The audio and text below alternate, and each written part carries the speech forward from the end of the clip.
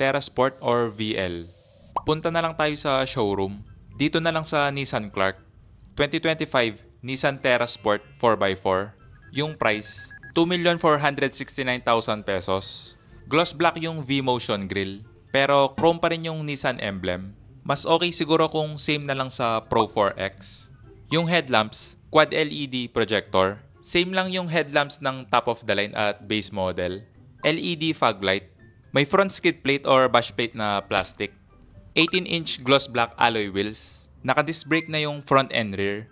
Gloss black side mirror cover. May camera for 360 view. May keyless or smart entry button. Check natin yung interior. Okay lang yung size ng side stepboard. Hindi naman mahirap tapakan. Black leather zero gravity type seats. Malambot naman, lalo na kung i-compare sa ordinary seats. Power adjustment para sa driver. Manual naman sa passenger. Sa door panel, hard plastic. Padded leather naman sa armrest. Power window switch, pero driver window lang yung automatic. Medyo tinipid para sa top of the line. Leather wrap steering wheel. Naka-hydraulic power steering pa rin to, na okay lang naman. Gusto ko yung ganitong style na flat bottom. Dagdag forma at mas maluwag yung space. Tilt adjust nga lang.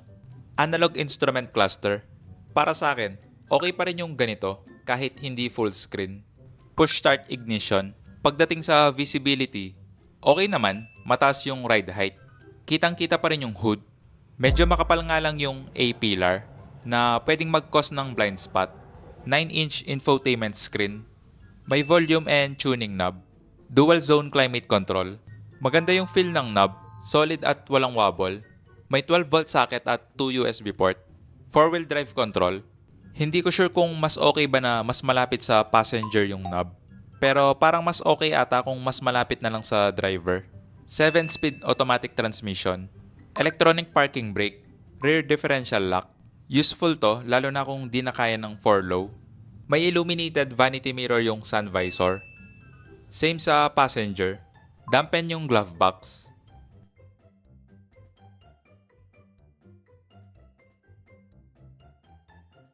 Iset ko lang yung driver seat sa driving position ko. Check natin yung second row. For reference lang, 5'7" yung height ko. Sa door panel, hard plastic. Padded leather naman sa armrest. Power window switch na hindi automatic. Black leather zero gravity type seats. May grab handle sa B-pillar.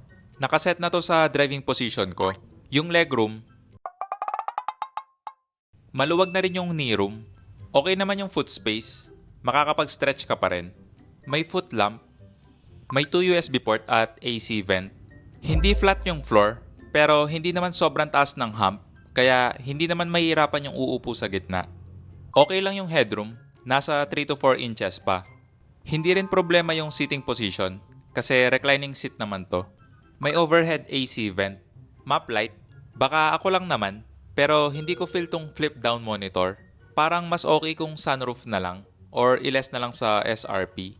Check natin yung third row. Malaki na rin yung opening. I-test ko lang kung mahirap bang pumasok.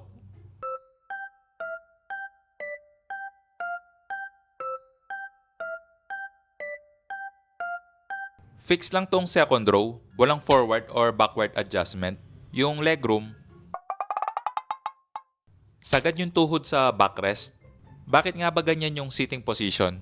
Kasi hindi flat yung floor. Medyo malaki yung hump sa side. Wala ring maayos na foot space.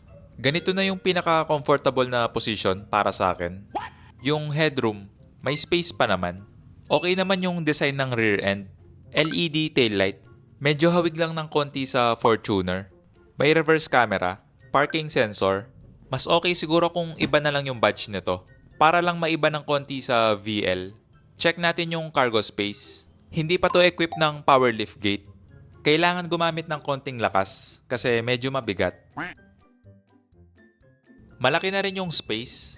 May cover yung floor para magbukang pantay sa third row seat. Additional storage na rin. Check natin yung spare. Same sa stock wheels. Pagdating sa suspension, multi-link with coil spring. Natry ko na dati yung 4x2.